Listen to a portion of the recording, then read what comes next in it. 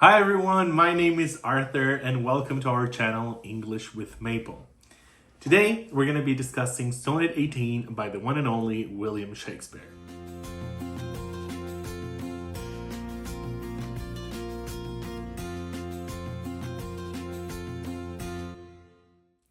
So what we're going to do today is first I will read the poem with you guys, so it's a good moment for you to pause the video, get your poem.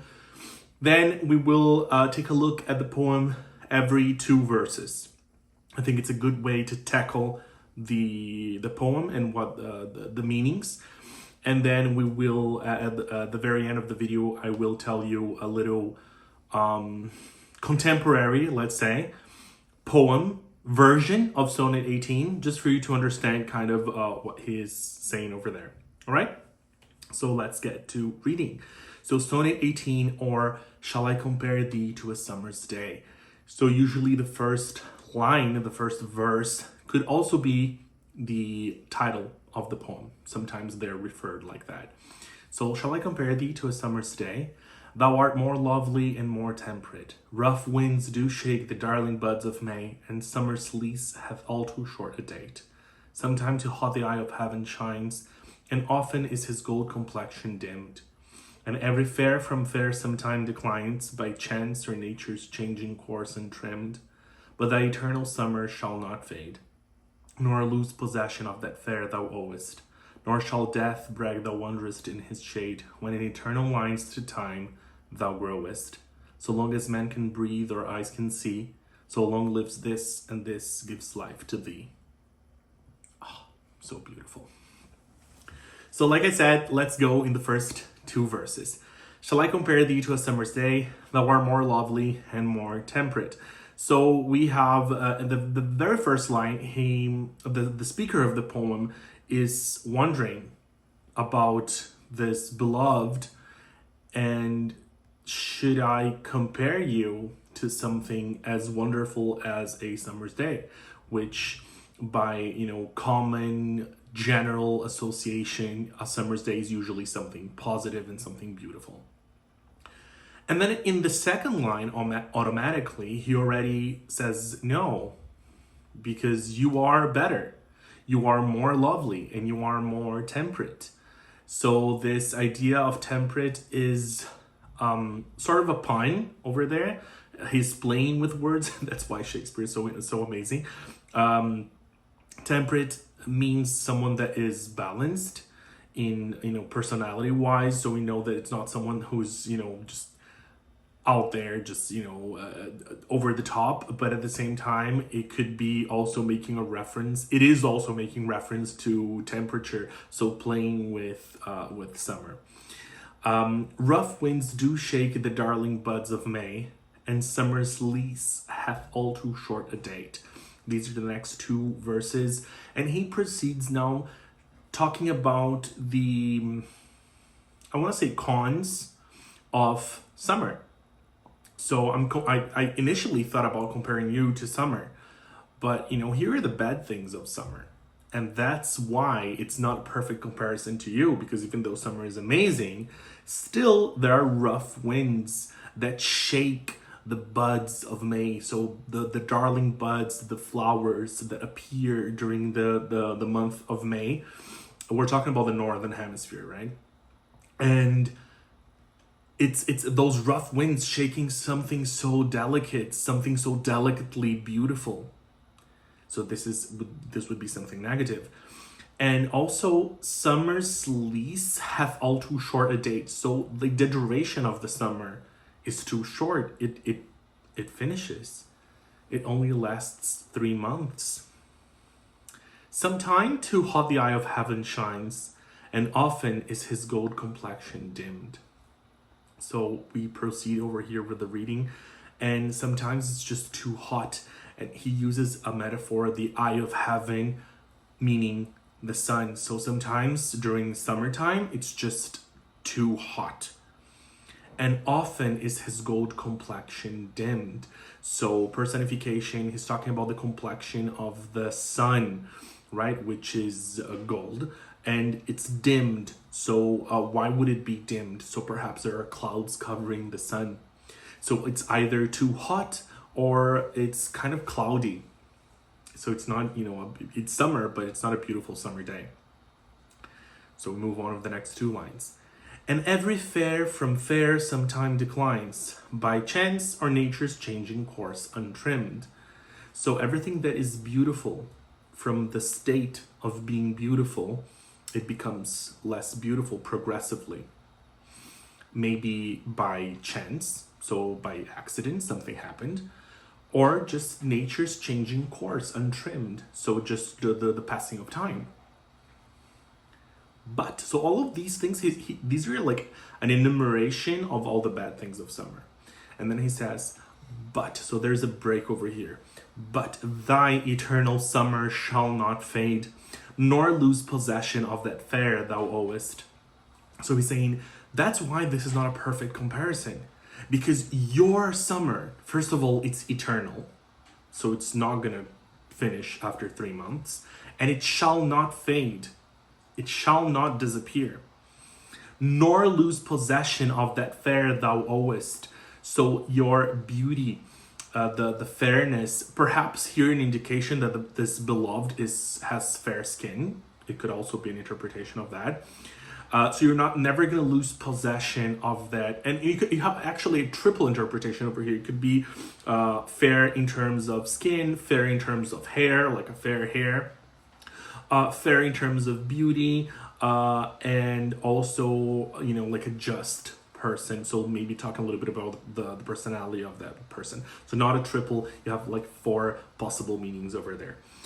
Playing with words is something that Shakespeare does so very well. So you're not going to lose possession of that fair that you owest. And this is very interesting. If you look at the poem, it is O-W apostrophe S-T, owest. Apostrophe in Shakespearean times would symbolize a letter that has been suppressed. So with this word, it could be owest, as in I owe someone something, or it could be own of possession. So you have, again, a double interpretation. So you're not going to lose possession of that fair. Let's go with beauty over here. Of that beauty that you owe. Owe as in someone has lent you, someone has given you this beauty. Perhaps someone celestial, someone like angels or gods have given you this beauty. So you're never going to lose this beauty that you owe. Or that you own. So again, both possibilities, both interpretations are possible, and they're equally beautiful. And again, playing with words, that's why Shakespeare is Shakespeare. Anyways, so you're never going to lose that. Nor shall death brag thou wanderest in his shade, when in eternal lines to time thou growest. So neither will death brag, so again, personification. So a death will never be able to brag that you are, wandering, behind or beside its shade, or his shade, because it's personification, his shade. So again, why? Because you're never going to die. You're immortal. What? What do you mean? Look at the next line. When in eternal lines to time thou growest. So eternal lines, because you are growing eternally in lines. What lines?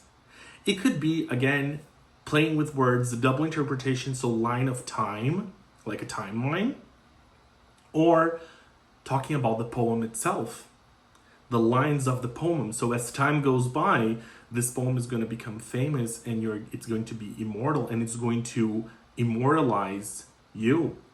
So you will never die. Right? Your memory, not necessarily physically, but you understand what I mean.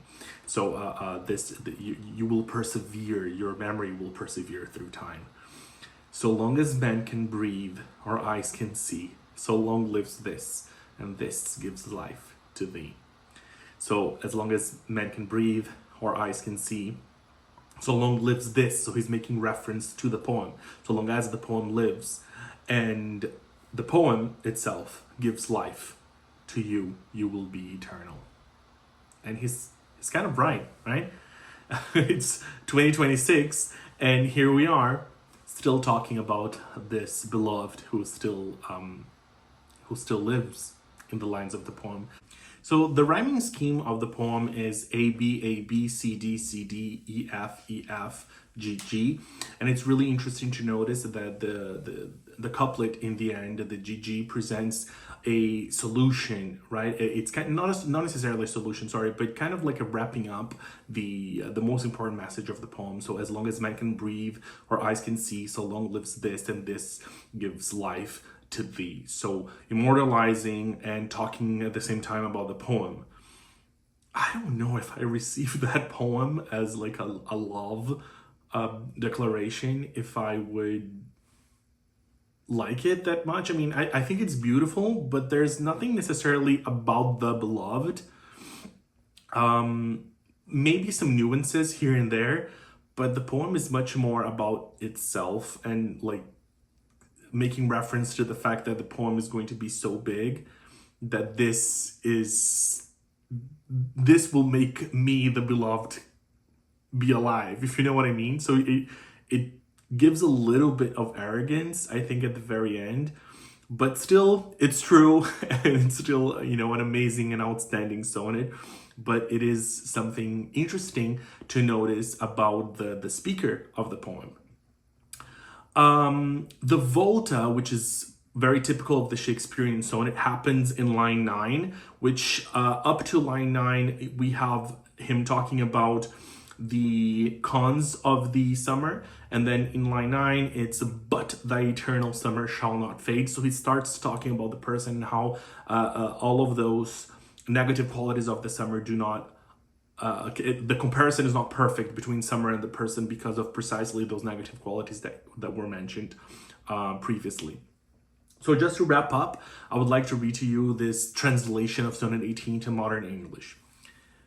Can I compare you to a summer's day? You are much lovelier than a summer day.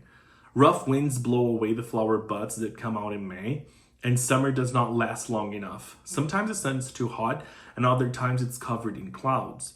Everything beautiful eventually loses its beauty either by chance or the natural passing of time.